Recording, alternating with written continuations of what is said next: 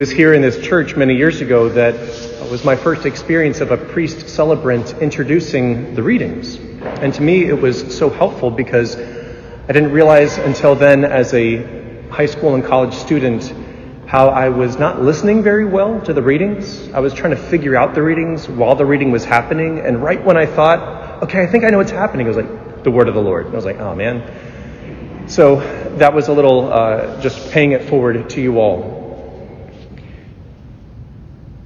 At the beginning of every semester, and our faculty present and any students can appreciate this, usually the first day, the professor gives a syllabus. All of the information you'll need to map out this course. The required books that you need to purchase. The schedule of readings and homework assignments, any quizzes or tests, papers and projects, all with the dates laid out before you so that you can know exactly what to do and how to respond. Maybe you need to ask for permission for a change deadline because of a trip, a friend's wedding, or whatever the case may be.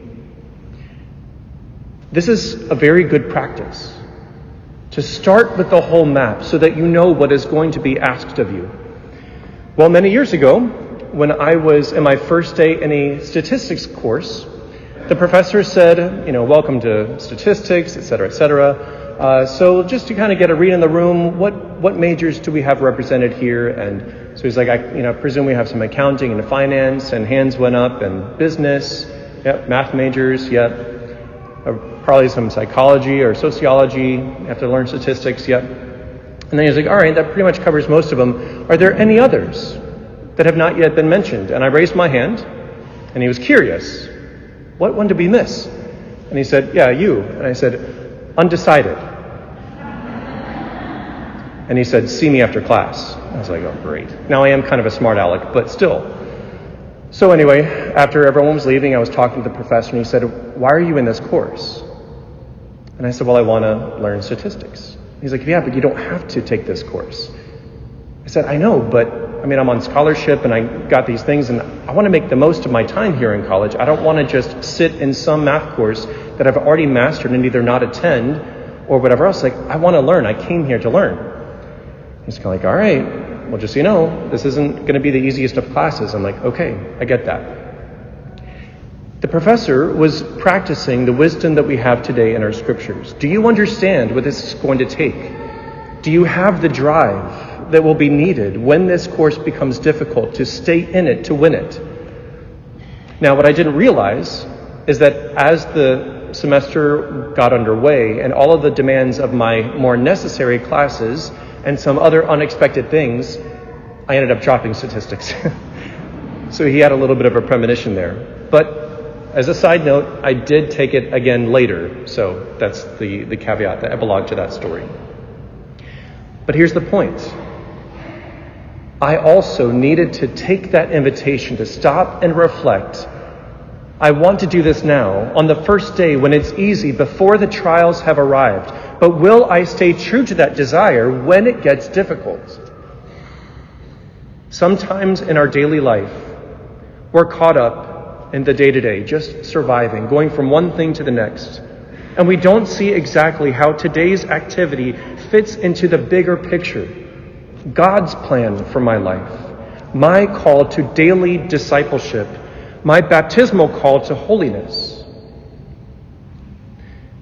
The wisdom of Jesus' words today are echoed in the book, The 7 Habits of Highly Effective People by Stephen Covey. Begin with the end in mind. Are we ordering our life around a singular point, around an ultimate goal, and for us as Christians, around the person of Jesus Christ? Are we seeing our actions in light of that goal? Do we need to add or subtract something from our life to be more faithful to that goal's priorities? What are the pitfalls we need to be aware of to stay on the right course? The goal for a Christian, the goal for each and every one of us, is to know, love, and serve Jesus in this life, so as to enter into the fullness of relationship and love in the next life. The daily living out of this goal is what we call discipleship. It must be intentional about living out that choice in all of the different contexts of our life, renewing and deepening that choice. A choice to follow Jesus completely.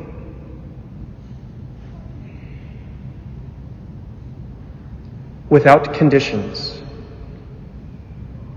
A choice to make him the Lord of your whole life. A choice to suffer with him without counting the cost. We must renew this choice daily before the next trial or temptation arrives. And as often as we feel the inclination to choose other desires over the Lord's, we must renew that choice. I love this example of a priest making this choice. One day, a priest was asked by one of his parishioners, "Father, when did you decide to be a priest?" And he said, "This morning." You could ask a spouse, "So when did you decide to get married?" "This morning." "When did you decide to be a virtuous student?" "This morning." It really hits home the point that our choices are not once for all. They need to be renewed and deepened day in and day out. Jesus is asking much of us. For us who have encountered him, for us who have begun to know him, for us who are trying to follow him as best we can, he is asking much of us. And so he turns to the crowds with these illustrations and with these words to help them not be shocked when the road gets tough. He knows very well how much we will be asked to die to ourselves and how much that will hurt, sometimes in physical ways, other times in more interior ways. And he is not trying to hide that difficulty. If we choose to make Jesus the Lord of our life, then consider 4 points that Jesus makes in the gospel. I'm not going to develop all of them. You can just reflect on them. Loving and obeying Jesus takes precedence over every friend and blood relative. Loving and obeying Jesus means suffering the pain of a daily cross. That could be persecution for his name. It could be the loneliness of nonconformity, the crucible of delayed desire when we feel our passions activated, enduring physical pain with patience and charity. Loving and obeying Jesus means that we must be all in every day until our last day. We must resist the tendency to take ownership of our life back into our control. And the 4th point, loving and obeying Jesus means none of our possessions can come before his will. It's not just the quantity of what we have, but how we relate to those things that we have. It's one thing to know this intellectually. It's another to see it in the light of faith, another to apply it, and another to apply it so well that it becomes second nature. So what does this look like when our discipleship compass remains pointed true north? I would like to give you the brief example of one of the most recently canonized saints of our church, blessed and now Saint Titus Brandsma. He lived in the 20th century and is considered the first canonized journalist, at least in the contemporary sense of journalism. He was Dutch, he's a theologian, journalist, and an ordained Carmelite priest. He was minding his own business until the Second World War began. And as Nazi Germany invaded the Netherlands, they approached him, seeing him as an influential man and journalist, and asked him to concede and to teach other Catholic newspapers and other publications to concede to publish Nazi propaganda. And if he did so, he could expect to live a quiet, peaceful life under Nazi occupation. But Titus, Father Titus, was a man of great moral principles. And while we don't know exactly all of the work that happened up to that moment, where he renewed and deepened his choice to follow Jesus, to love and obey him over every threat of suffering, when that new decision came, with the stakes higher than any time before, he refused and was sent to Dachau and died by lethal injection. But it's not just that he was faithful.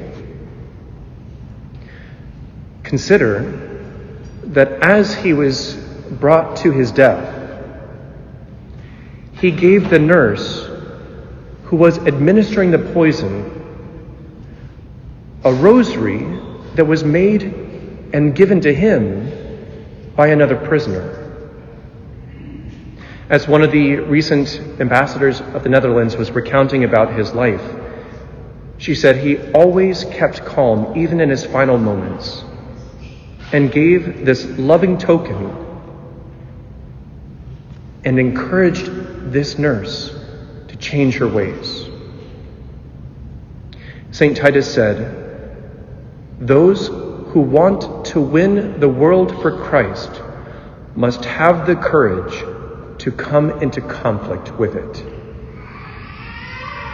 The conflict within ourselves, our desires versus the Lord's, and our desires with all of the forces in the world working against the gospel.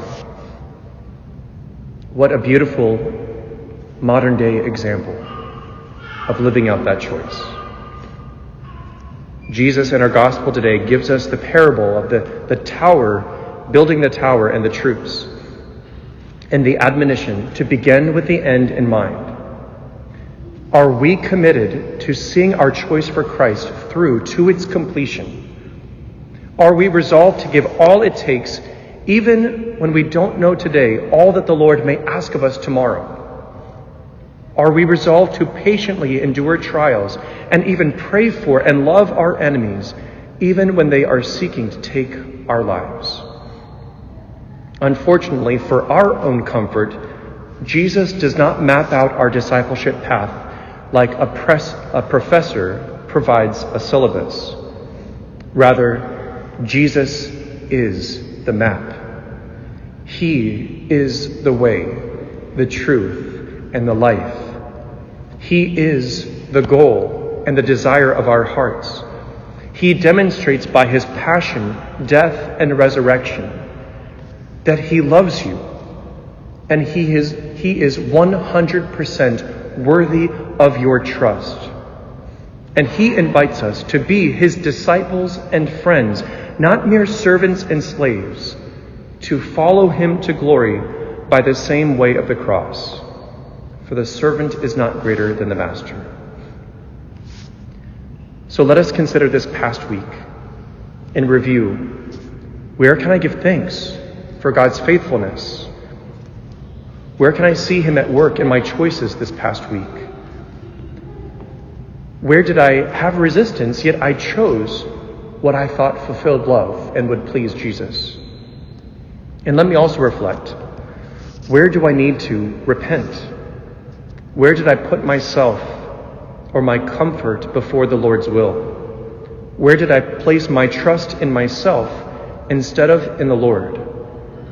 How can I renew my resolve today to renew and deepen my choice to be a disciple who is all in?